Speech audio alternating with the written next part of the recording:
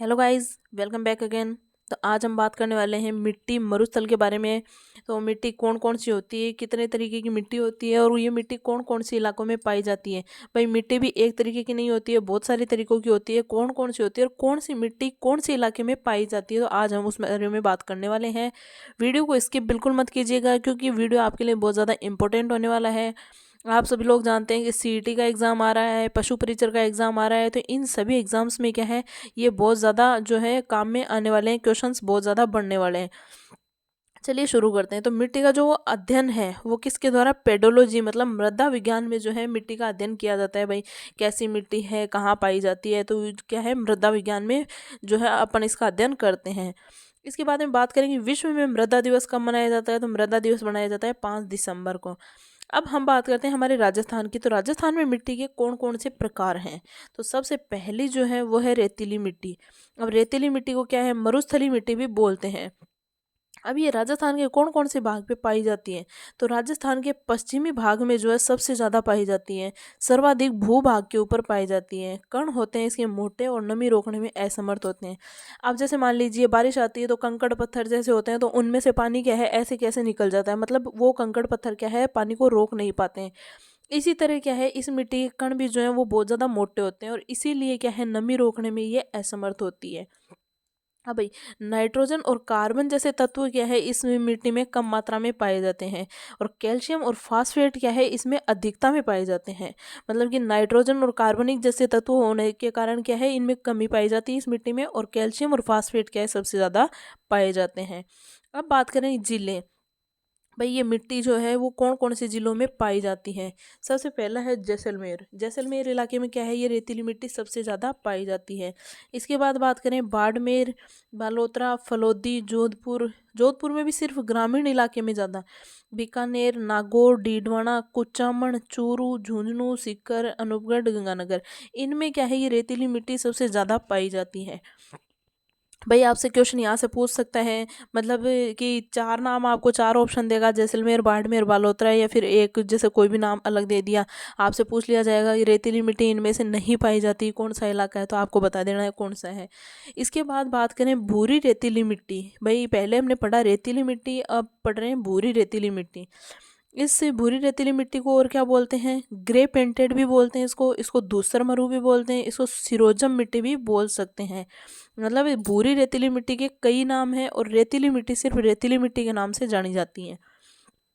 अब ये कहाँ पाई जाती है, रेत के छोटे टीलों वाले भाग में पाई जाती है। अब देखिए वो कहाँ पाई जाती थी, रेतीली मिट्टी में कण पाए जाते थे। इसमें क्या है ये छोटे मतलब सूक्ष्म कणों के रूप में होती है। मतलब जो टीले होते हैं, टीलों में आपको पता है कि जो मिट्टी है वो एकदम जैसे बारीक आटा होता है हमारा, उसकी तरह पाई जाती है। रंग कैसा होता है इसका, भूरा होता है। अब जिलों की बात करें कि जिले कौन कौन से हैं, तो जिले हैं अरावली, पश्चिमी बाड़मेर, बालोतरा, जालोर, सांचौर, जोधपुर ग्रामीण, पाली, नागौर, डीडवाना, कुचामन, सिरोही, सीकर, झुंझुनू, नीम का थाना। इन इलाकों में क्या है ये सबसे ज़्यादा पाई जाती हैं। तो इन इलाकों में अब भाई देखिए इसमें रेतीली मिट्टी भी थी, इसमें क्या है भूरी रेतीली मिट्टी भी है। भाई इन दोनों में है, मतलब कई इलाकों में क्या है दोनों प्रकार की मिट्टी पाई जाती है। अब क्या है इसमें क्या है नाइट्रेट उपस्थिति के कारण उर्वरता बढ़ती है। भाई उसमें क्या है कि कमी भी पाई जा रही थी और फास्फेट जैसे जो और तत्व हैं उनकी पूर्ति भी हो रही, मतलब अधिकता में भी पाए जा रहे थे। अब इसमें क्या है नाइट्रेट की उपस्थिति के कारण इसकी उर्वरता बढ़ती है। अब यहाँ पे कृषि किस चीज़ की, कृषि की बात करें तो यहाँ पे ज्वार, बाजरा, मूंग, मोठ ये क्या है सबसे ज़्यादा पाए जाते हैं। भूरी रेतीली मिट्टी में ये सबसे ज़्यादा होते हैं। इसके बाद बात करें भूरी मिट्टी। तो भूरी मिट्टी का प्रसार कहाँ कहाँ पे है, तो अरावली के पूर्वी भागों में। भाई आप सभी को पता है अरावली पर्वतमाला है, उसके पूर्वी भाग में ये जो है भूरी मिट्टी सबसे ज़्यादा पाई जाती है। और बनास बेसिन में ये सबसे ज़्यादा पाई जाती हैं। अब जिले कौन कौन से लगते हैं, भाई कौन कौन से जिलों में जो है भूरी मिट्टी है। तो जिले में बात करें तो भीलवाड़ा, शाहपुरा, गंगापुर सिटी, अजमेर, केकड़ी, टोंक, सवाईमाधोपुर, करौली। इन इलाकों में क्या है ये भूरी मिट्टी ज़्यादा पाई जाती है। इसके बाद बात करें लाल पीली मिट्टी। भाई पहले हमने बात की रेतीली मिट्टी, उसके बाद भूरी रेतीली मिट्टी, उसके बाद भूरी मिट्टी और अब है लाल पीली मिट्टी। तो ये लाल पीली मिट्टी कहाँ पाई जाती है, तो ये कैसे पाई जाती है, मतलब लाल उपस्थिति के कारण है भाई। लाल जो उपस्थिति है मतलब लोहे की उपस्थिति के कारण लाल व जल के कारण दिखती है पीली। अब इसमें क्या है, लोहे की जो मात्रा है वो सबसे ज्यादा है और जल की मात्रा ज्यादा है। लोहे की मात्रा ज्यादा है इसलिए तो क्या पाया जाता है भाई, लोहे की उपस्थिति के कारण लाल और जल के कारण ये दिखती है पीली। अब इसका निर्माण कैसे होता है भाई, ग्रेनाइट शिस्ट नीस चट्टाने टूटने के कारण, मतलब कि इसका निर्माण होता है, मतलब शिस्ट नीस जो चट्टाने हैं उनके टूटने के कारण इसका निर्माण होता है, ये मिट्टी बनती है। लोह ऑक्साइड मात्रा क्या है, इसमें लोह ऑक्साइड की मात्रा सबसे ज्यादा होती है। पहले भी बताया कि लोहे की उपस्थिति के कारण ये लाल दिखाई देती है और लोह ऑक्साइड जो है इसमें अधिकतम मात्रा में पाया जाता है। अब ये जो लाल पीली मिट्टी है इसमें फसल कौन कौन सी होती है, मूंगफली और कपास जो है सबसे ज्यादा मात्रा में होती है।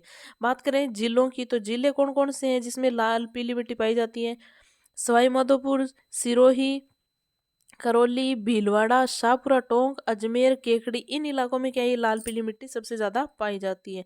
इसके बाद हम बात करें कछारी जलोढ़ दोमट मिट्टी।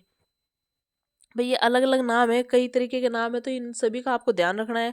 ये कहाँ पाई जाती है, पूर्वी मैदानों में पाई जाती है। नाइट्रोजन अधिकता सर्वाधिक उपजाऊ, नाइट्रोजन की अधिकता के कारण क्या है, सर्वाधिक उपजाऊ है ये जो कछारी जलोढ़ दोमट मिट्टी है। इसको जलोढ़ मिट्टी भी बोलते हैं, दोमट मिट्टी भी बोल सकते हैं। अब जिले कौन कौन से लगते हैं इसमें भाई, जयपुर ग्रामीण है, अलवर है, खैरथल तिजारा है, कोटपूतली बेरोड है, दौसा है, टोंक है, सवाईमाधोपुर है, गंगापुर सिटी है, करौली है, धौलपुर है, भरतपुर है और डीग है। इन इलाकों में क्या है, ये जलोढ़ मिट्टी ज़्यादा पाई जाती है। नदियों द्वारा लाई मिट्टी होती है। अब ये मिट्टी क्या है, ये अपने आप तो बनती नहीं, ये नदियों के द्वारा लाई जाती है, मतलब जैसे ही बारिश आ जाती है नदियों का पानी बहने लग जाता है तो वो साथ में क्या लाता है, अपने मिट्टियाँ भी लेके आता है।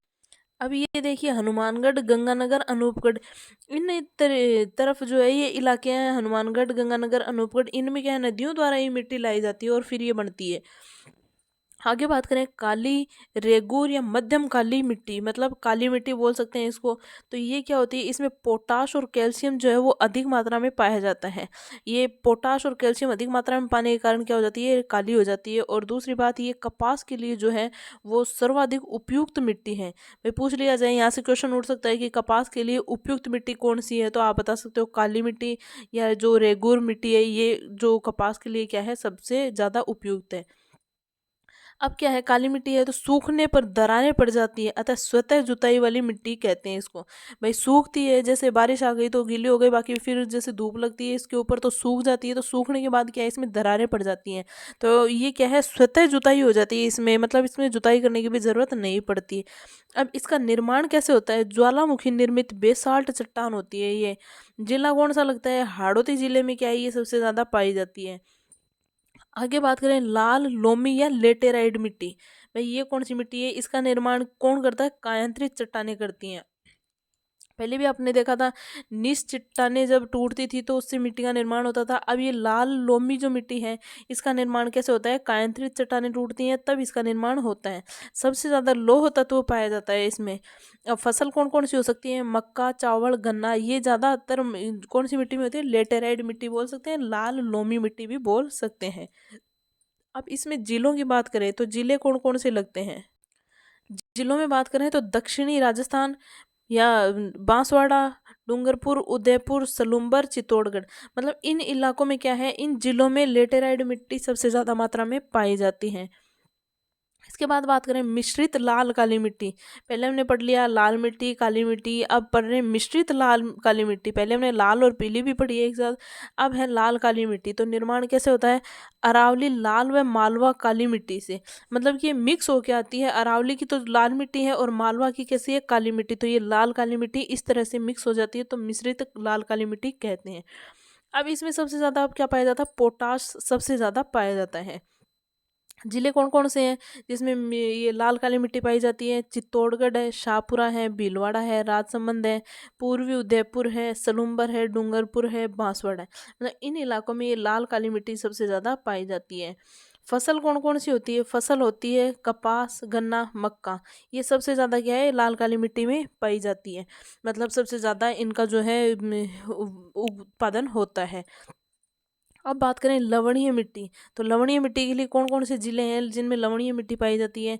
बाड़मेर, बालोतरा, सांचौर, जालौर, पाली, गंगानगर, अनूपगढ़, बीकानेर। इन जिलों में क्या है, लवणीय मिट्टी मतलब जिसमें लवण की मात्रा, खारा पानी जहाँ पे ज़्यादा होता है, ये इस तरफ होता है। अब झाड़ीनुमा पौधे उगते हैं यहाँ पे, ये पौधे क्या है, अपने आप इस लवणीय मिट्टी के कारण अपने आप हो जाते हैं।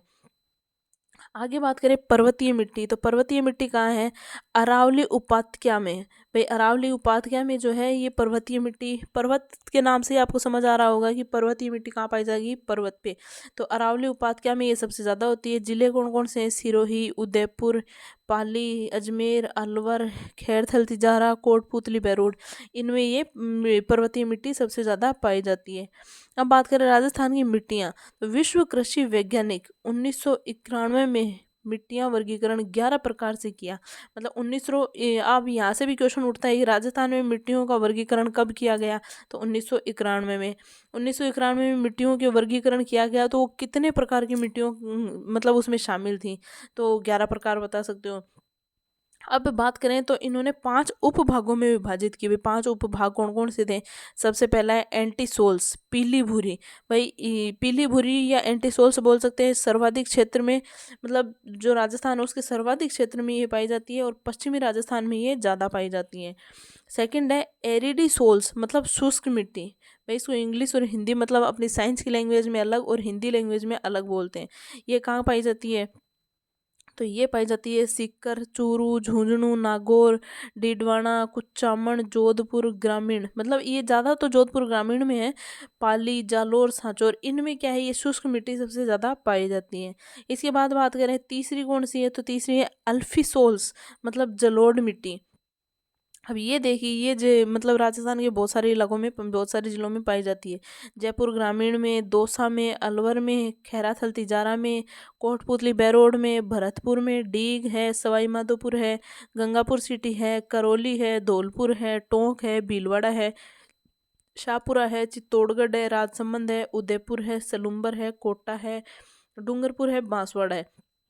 मतलब राजस्थान के अधिकतर जो जिले हैं उनमें जलोढ़ मिट्टी पाई जाती हैं। इसके बाद में बात करें कौन सी है, आर्द्र मिट्टी या इंसेप्टिसोल्स, मतलब ये आर्द्र मिट्टी। अब ये उप आर्द्र क्षेत्र में पाई जाती है। कौन सी मिट्टी है? आर्द्र मिट्टी उप आर्द्र क्षेत्र में पाई जाती है। मतलब कौन कौन से जिलों में? सिरोही, पाली, राजसमंद, उदयपुर, सलूम्बर, भीलवाड़ा, शाहपुरा, चित्तौड़गढ़। इनमें क्या है, ये आर्द्र मिट्टी भी पाई जाती है।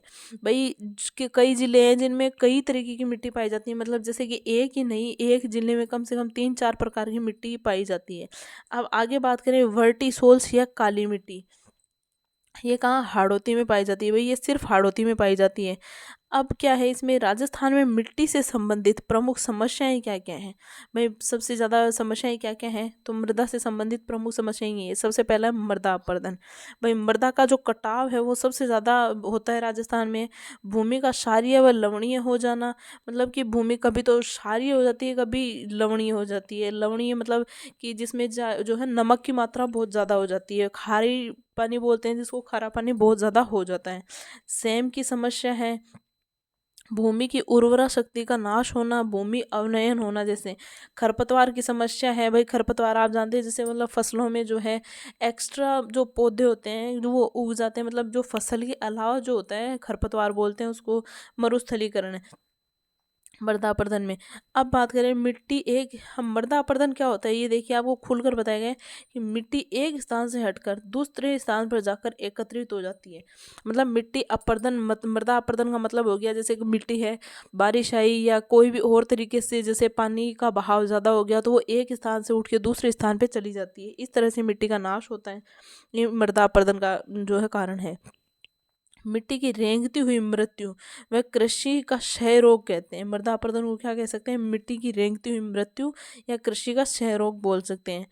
मृदा अपरदन को कृषि का पहला शत्रु बोलते हैं। भाई कृषि, मान लीजिए किसी कोई कृषि कार्य चल रहा है और बारिश आ गई, या फिर कोई भी और तरीके से नदी का बहाव हो गया, या किसी भी तरीके से जो है मिट्टी एक स्थान से दूसरे स्थान पर चली गई, तो वो फसलों का भी क्या है, नुकसान करती है।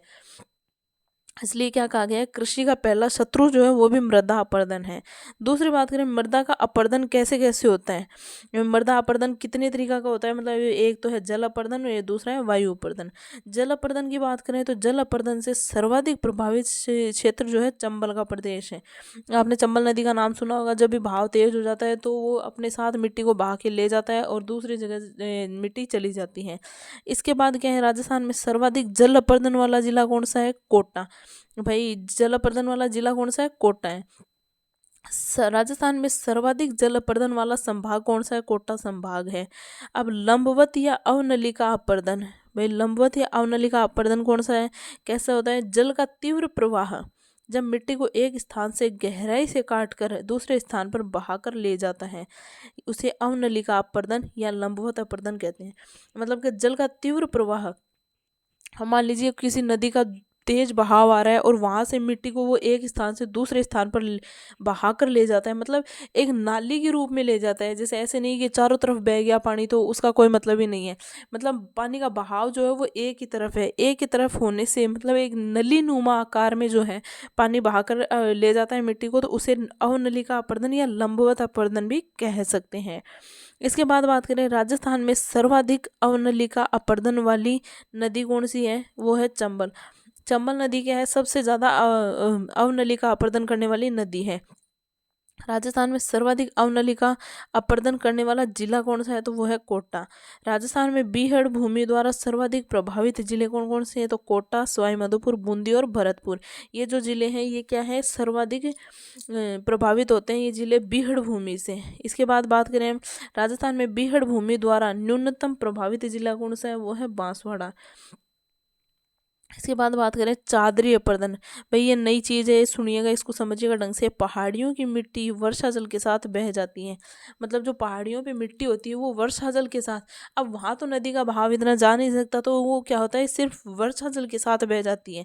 ये ऐसा भी नहीं है कि वर्षा का जो जल है वो एक ही मिट्टी को, मतलब मान लीजिए कोई टीला है, बारिश आ गई तो ऐसा तो है नहीं कि वो टीला पूरा का पूरा उठ के एक साथ ही दूसरी जगह शिफ्ट हो जाएगा। उस पर क्या है, धीरे धीरे ऊपर से नीचे तक, मतलब एक चादर नुमा मतलब चादर के जैसे मिट्टी उस पर ऐसे बहा के लेके आता है और वो दूसरी जगह जमा हो जाती है। तो वो पहाड़ियों की जो मिट्टी है वो वर्षा जल के साथ बह जाती है, इसे चादरी अपरदन कहते हैं। इसके बाद बात करें सर्वाधिक चादरी अपरदन कहाँ होता है, सिरोही और राजसमंद जिलों में क्या है, सर्वाधिक चादरी अपरदन होता है। अब क्या है, वायु अपर्दन। वायु अपर्दन कैसे होता है, तो वायु अपर्दन की बात करें तो वायु अपर्दन वाला जिला कौन सा है, जैसलमेर। और वायु अपर्दन को और क्या कह सकते हैं, क्षैतिज या परत निपर्दन भी कह सकते हैं। इसके बाद बात करें, राजस्थान में न्यूनतम वायु अपर्दन वाला जिला कौन सा है, धौलपुर। और सर्वाधिक है जैसलमेर। सर्वाधिक तो है जैसलमेर और न्यूनतम है धौलपुर। राजस्थान में सर्वाधिक वायु अपर्दन वाला माह कौन सा, भाई सर्वाधिक वायु अपर्दन मतलब सबसे ज़्यादा हवा किस महीने में चलती है, तो जून जुलाई में आपने देखा होगा कि गर्म हवाएं चलती है। और वो गर्म हवाएं इतनी तेज़ होती हैं कि वो जो है मिट्टी को भी अपने साथ ले जाती हैं, तो वो क्या है, जून में सबसे ज़्यादा वायु अपर्दन होता है। अब बात करें सामान्य मृदा, तो सामान्य मृदा कैसी होती है, वह मृदा जिसका चिमान 7 से 7.5 के बीच होता है, तो ये क्या है, सामान्य मृदा होती है। अब अम्लीय मृदा मतलब एसिडिक। एसिडिक मतलब पीएच का मान जो है 7 से कम हो, पीएच का मान कितना हो, 7 से कम हो, और सामान्य मृदा में 7 से 7.5 के बीच हो, अम्लीय कहलाती है। समाधान के लिए चूने का प्रयोग किया जाता है, भाई अम्लीय मिट्टी को जो है सामान्य बनाने के लिए क्या किया जाता है, चूने का प्रयोग किया जाता है। चूने के प्रयोग द्वारा अम्लीय मृदा के कणों से हाइड्रोजन आयन बाहर आ जाते हैं। मतलब जब इसको मतलब चूना मिलाते हैं इसमें, तो क्या होता है कि अम्लीय मृदा के कणों से हाइड्रोजन आयन बाहर आ जाते हैं। हाइड्रोजन आयन बाहर आएंगे तो वो सामान्य मृदा बन जाएगी। अब बात करें लवणीय व क्षारीय मिट्टी का प्रसार, तो इसका प्रसार कहाँ कहाँ तक है। क्षारीय मृदा है जो उसका पीएच का मान 7 से अधिक होता है, यह लवणीय, क्षारीय, रेह, ऊसर, कलर, धूल, राकड़, नमकीन मिट्टी कहलाती है। भाई लवणीय जो मिट्टी है वो नमकीन होती है, इसमें मान लीजिए लवणीय जल बोल सकते हैं, तो लवणीय जल क्या होता है, वो खारा होता है। तो लवणीय जो मिट्टी होती है उसमें मतलब नमक की मात्रा जो है वो ज़्यादा होती है, इसलिए इसे क्या क्या कह सकते हैं, क्षारीय भी बोल सकते हैं, रेह भी इसको बोल सकते हैं, ऊसर भी बोल सकते हैं, कलर भी बोल सकते हैं, धूर भी बोल सकते हैं, राकड़ भी बोलते हैं इस मिट्टी को, और नमकीन मिट्टी भी बोलते हैं। इसके बाद बात करें राजस्थान के पश्चिमी भाग में लवणीयता की समस्या सर्वाधिक है। भाई आपसे यहाँ से क्वेश्चन पूछ लिया जाए कि राजस्थान में कौन से भाग में लवणीयता की समस्या सर्वाधिक है, या पूछ लिया जाए कि किस राज्य के पश्चिमी भाग में लवणीयता की समस्या सबसे अधिक है, तो आप बता सकते हो राजस्थान के पश्चिमी भाग में सबसे अधिक है। लवणीयता की समस्या से निपटने के लिए जिप्सम व गोबर की खाद का प्रयोग किया जाता है। तो आप देख सकते हैं कि जो लवणीयता की समस्या उससे निपटने के लिए जिप्सम और गोबर की खाद का प्रयोग किया जाता है, जिससे क्या है लवणीयता की समस्या कम हो जाती है। अब बात करें जिप्सम का उपयोग। जिप्सम एक प्राकृतिक खनिज है। इसमें 16 से 19% कैल्शियम एवं 13 से 16% सल्फर होता है। भाई जिप्सम जो है वो प्राकृतिक खनिज है। इसमें क्या होता है 16 से 19% तो कैल्शियम और 13 से 16% सल्फर होता है। इसका उपयोग क्षारीय भूमि सुधार में किया जाता है। भाई क्षारीय जो भूमि होती है उसके सुधार में किसका प्रयोग किया जाता है, तो पूछ लिया जाए तो इसमें जिप्सम होता है आंसर। तो इसके बाद बात करें सेम या जलाधिक्यता की समस्या। रेतीली मरुस्थल में जमीन के नीचे विशाल चूने पत्थर की चट्टानों का विस्तार क्या कहलाता है, सेम या जलाधिक्यता की समस्या। गंगा नहर व इंदिरा गांधी नहर ने राजस्थान के उत्तर पश्चिमी भाग को एक कृषि प्रदेश में बदल दिया। भाई जो गंगा नहर या इंदिरा गांधी नहर बोल सकते हैं, तो इसने क्या किया उत्तरी पश्चिमी प्रदेश को एक कृषि प्रदेश में बदल दिया। मतलब यहाँ की जो भूमि है वो पहले बंजर भूमि के टाइप में थी, मतलब कि जैसे कि वहाँ पे कोई भी फसल नहीं उगती थी, कृषि नहीं होती थी, मतलब जैसे सिर्फ वो बोल सकते हैं कि गायों के चरने के लिए या जानवरों के रहने के लिए थी। तो इसको इंदिरा गांधी नहर योजना ने या गंग नहर योजना ने क्या कर दिया, एक कृषि प्रदेश में बदल दिया। सेम की सर्वाधिक समस्या इंदिरा गांधी नहर क्षेत्र में व गंग नहर सिंचित क्षेत्रों में। अब इसकी सेम की सबसे ज़्यादा जो समस्या है वो इंदिरा गांधी नहर जहाँ पे जाती है और गंग नहर जो सिंचित क्षेत्र हैं उनमें पाई जाती है। इसके बाद बात करें कि नहरों की दृष्टि से। भाई नहरों की दृष्टि से क्या है, सर्वाधिक सेम प्रभावित वाला जिला कौन सा है, हनुमानगढ़ और गंगानगर। सबसे ज़्यादा प्रभावित वाले जिले हैं सबसे ज़्यादा तो है हनुमानगढ़ और सबसे कम क्या है गंगानगर। सर्वाधिक सेम प्रभावित गांव कौन सा है, बड़ोपोल जो है गांव वो क्या है सर्वाधिक सेम प्रभावित है। अब हनुमानगढ़ में है ये बड़ोपोल, तो हनुमानगढ़ के बड़ोपोल, भगवान दास, देहीदास, कनवानी, गंधेली, दौलतावाली व जाखड़ा वाली गांव सर्वाधिक सेम प्रभावित है। अभी ये गांव जो है ना वो सर्वाधिक सेम प्रभावित है। हनुमानगढ़ जिले के टिब्बी रावतसर, हनुमानगढ़ पीलीबंगा, श्री गंगानगर के सूरतगढ़, मतलब क्या है हनुमानगढ़ जिले के ये सब सेम प्रभावित इलाके हैं।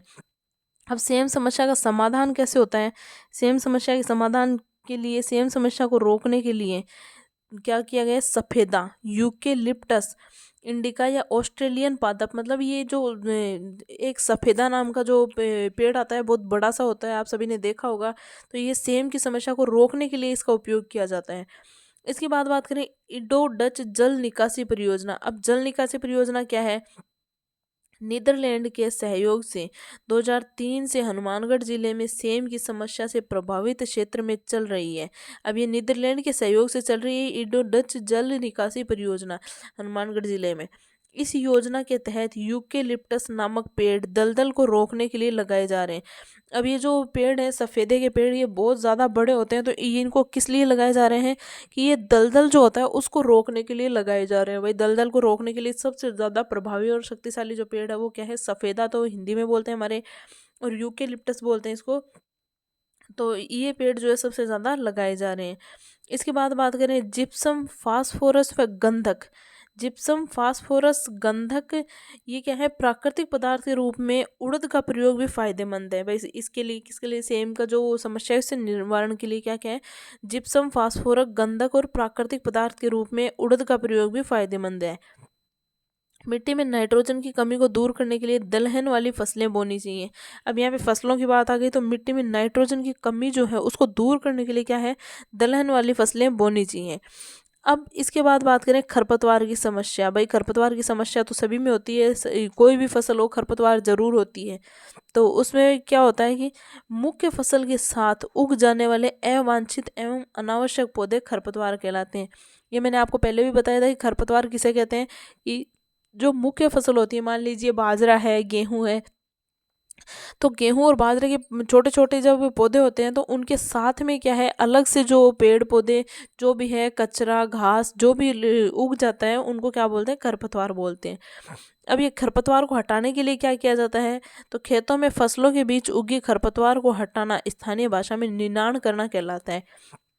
आपने देखा होगा और सुना भी होगा, खेतों में जाते हैं लोग, बोलते हैं कि निनाण करने जा रहे हैं, निनाण निकाल रहे हैं। तो वो क्या होता है कि जो फसलें होती हैं उनके बीच में अनुवांशिक या अवांछनीय पौधे होते हैं वो उग जाते हैं, तो उसको हटाने की जो प्रक्रिया है उसको निनाण करना कहते हैं।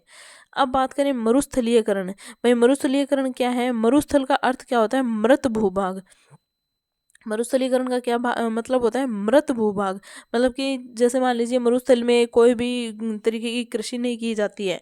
तो राजस्थान के 12 जिले मरुस्थलीय थे, लेकिन वर्तमान में इसमें 5 नए जिले जयपुर, अलवर, अजमेर, राजसमंद व सिरोही और शामिल हो गए हैं। मतलब इनमें भी क्या है, मिट्टी जो है मतलब कृषि योग्य नहीं है, तो ये क्या है, शामिल हो गए। मरुस्थल का विस्तार राजस्थान में पूर्व दिशा और उत्तर दिशा में हो रहा है। अब मरुस्थल का विस्तार राजस्थान में कहाँ कहाँ हो रहा है, पूर्व दिशा में और उत्तर दिशा में। वर्तमान में राज्य का लगभग 67% भाग मरुस्थल की चपेट में आ चुका, मतलब राजस्थान का जो 67% भाग है वो मरुस्थल की चपेट में आ चुका है। अब बात करें जैसलमेर का नाचना गांव। भाई जैसलमेर में गांव है, नाचना नाम है।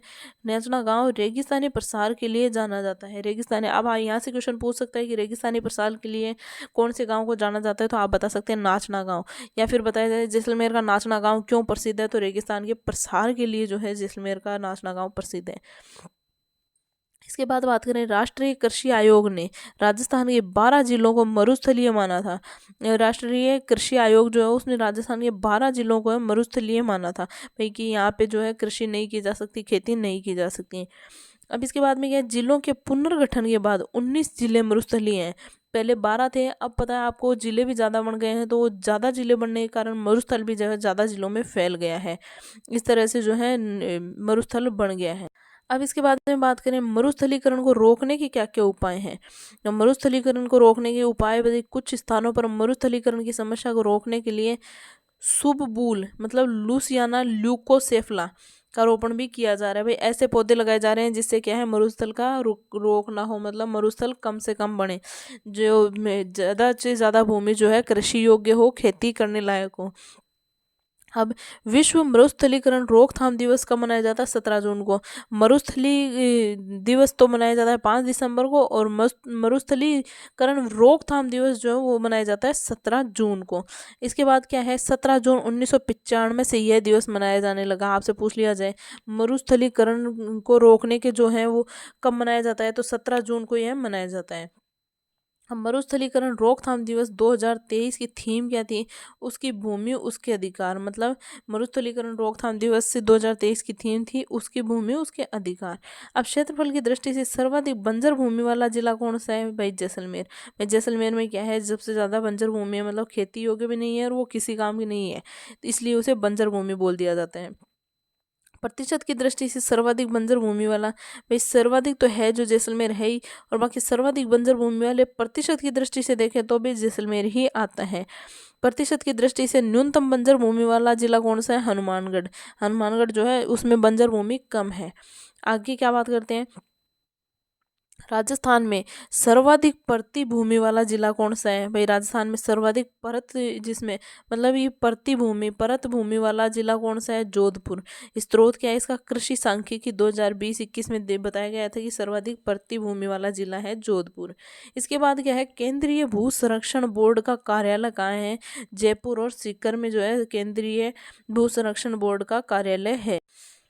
आगे बात करते हैं, तो राजस्थान की पहली मिट्टी परीक्षण प्रयोगशाला जोधपुर 1958 में भारत सरकार की सहायता से स्थापित की गई थी। अब ये क्वेश्चन बनता है कि राजस्थान की पहली मिट्टी परीक्षण प्रयोगशाला कहाँ और कब बनी, तो ये पूछा जा सकता है। तो आपको आंसर में बताना है जोधपुर, और 1958 में भारत सरकार की सहायता से स्थापित की गई थी। अब ये राजस्थान की दूसरी मिट्टी परीक्षण प्रयोगशाला कहाँ बनी, तो ये भी आप बता सकते हो कि ये जयपुर में बनी गई थी। अब मृदा स्वास्थ्य कार्ड योजना, अब ये क्या योजना है, तो इसके बारे में पढ़ते हैं। तो देखिए 19 फरवरी 2015 को सूरतगढ़ से प्रधानमंत्री नरेंद्र मोदी द्वारा प्रारंभ की गई थी। भाई पूछ लिया जाए कि कब की गई थी, तो आप बता सकते हैं 19 फरवरी 2015 को, और सूरतगढ़ से प्रधानमंत्री नरेंद्र मोदी द्वारा प्रारंभ की गई थी। इस योजना में केंद्र का 75% तथा राज्य का 25% हिस्सेदारी है। भाई पूछ लिया जाए कि इसमें कितनी हिस्सेदारी राज्य की और कितनी हिस्सेदारी जो है केंद्र की है, तो आप बता सकते हो कि 75% तो है जो केंद्र का है और 25% हिस्सेदारी राज्य की है। अब ध्येय वाक्य क्या था इसमें? स्वस्थ धरा खेत हरा। इसका जो मतलब थीम बोल सकते हैं, एक तरीके से थीम क्या थी? स्वस्थ धरा खेत हरा। राजस्थान बंजर भूमि एवं चारागाह विकास बोर्ड, अब ये क्या कहता है? 22 दिसंबर 2016 को राजस्थान बंजर भूमि एवं चारागाह विकास बोर्ड के नाम से पुनर्गठित किया गया था। ये देखिए 22 दिसंबर 2016 को किया गया था। अब इसके आगे बात करें भूमि से संबंधित शब्दावली। भाई बीड़ भूमि, बीड़ भूमि किसको बोलते हैं? तो बीड़ भूमि बोलते हैं नदी नालों के पास की भूमि जो होती है उसको बीड़ भूमि बोलते हैं। माल भूमि किसको बोलते हैं? काली उपजाऊ भूमि को क्या बोलते हैं? माल भूमि। हकत माल क्या बोलते हैं? जोती जाने वाली भूमि, भाई जिसपे कृषि हो सके, खेती हो सके, जोत सकते हैं जिसको, वो क्या होती है? हकत माल। पीवल भूमि क्या होती है? तालाबों और कुओं द्वारा सिंचित भूमि को स्थानीय भाषा में क्या बोलते हैं? पीवल भूमि बोलते हैं।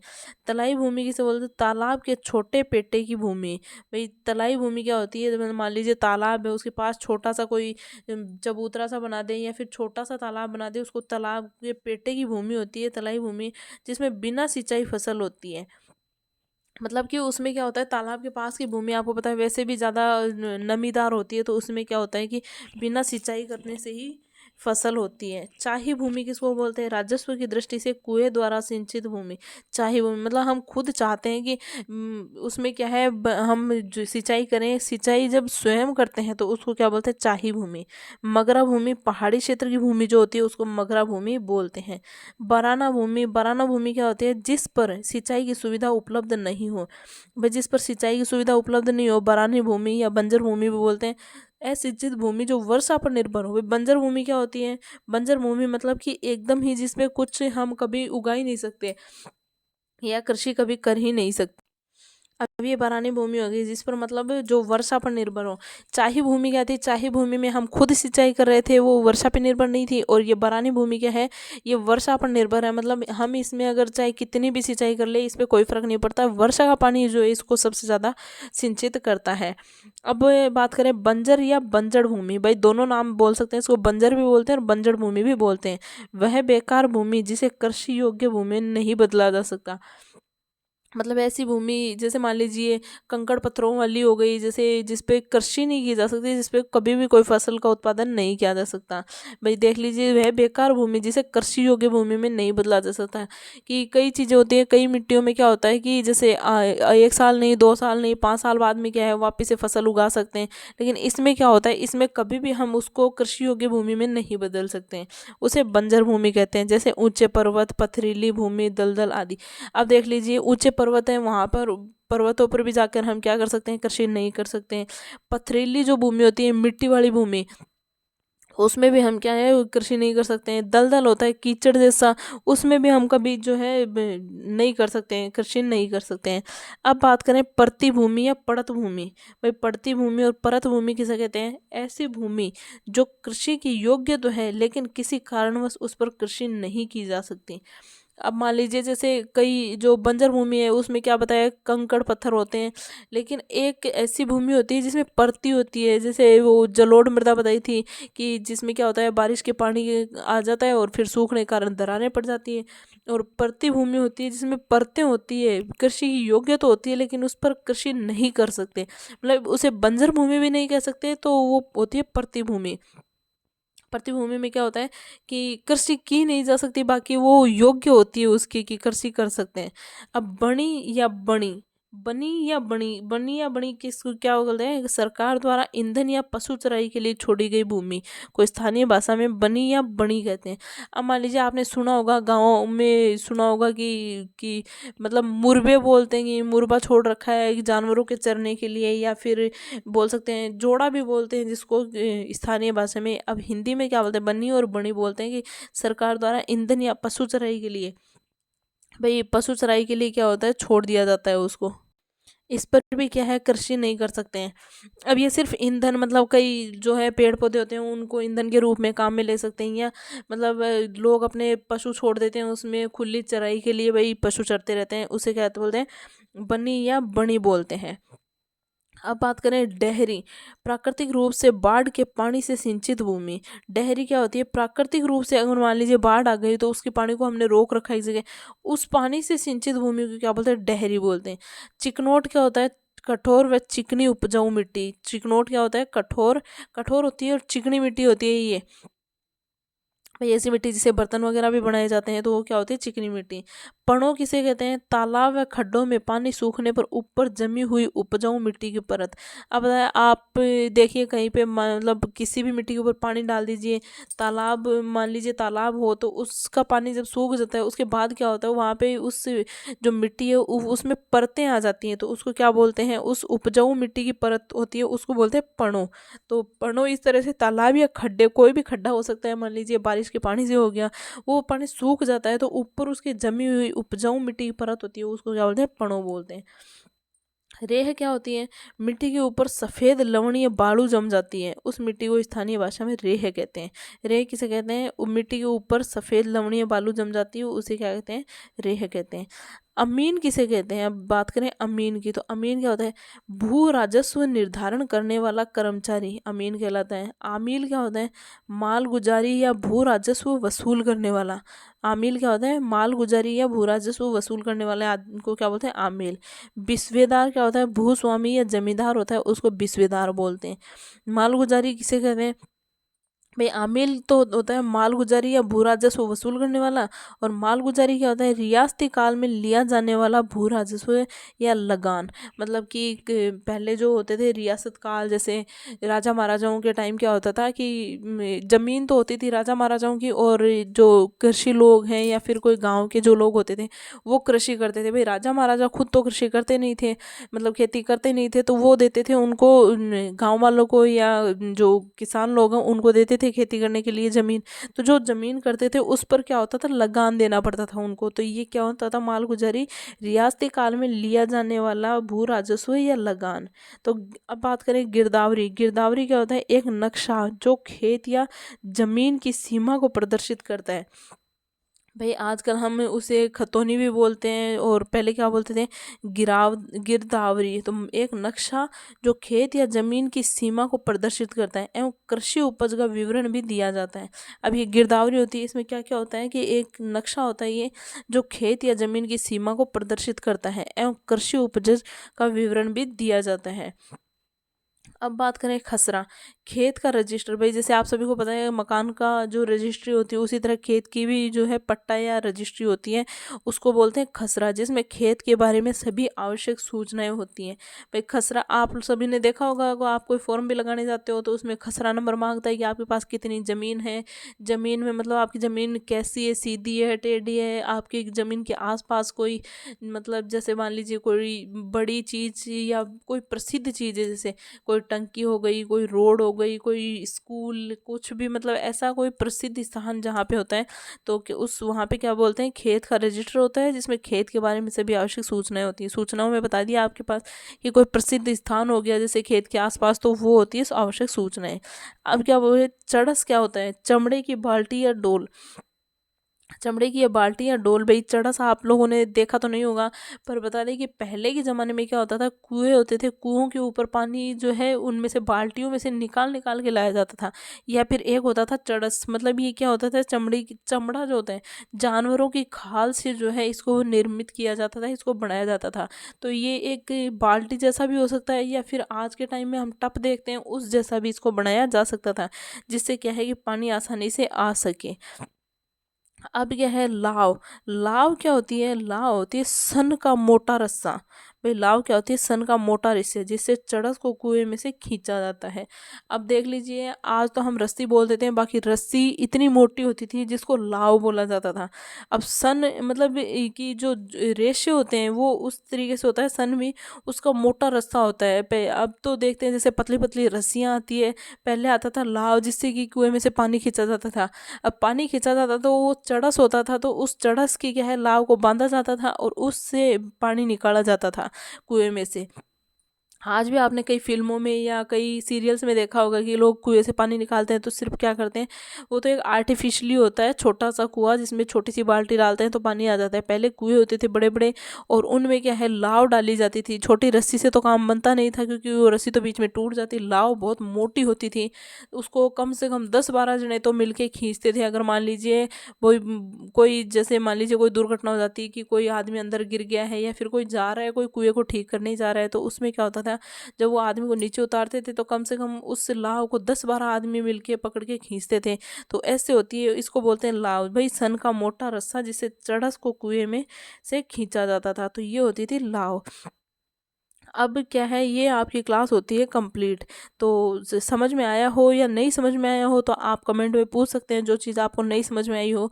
बाकी सीईटी के एग्ज़ाम में इसमें कम से कम 10% 20% ज़रूर आएंगे, तो आप लोग इसको ध्यान में रखिएगा। और मिलते हैं नेक्स्ट वीडियो में।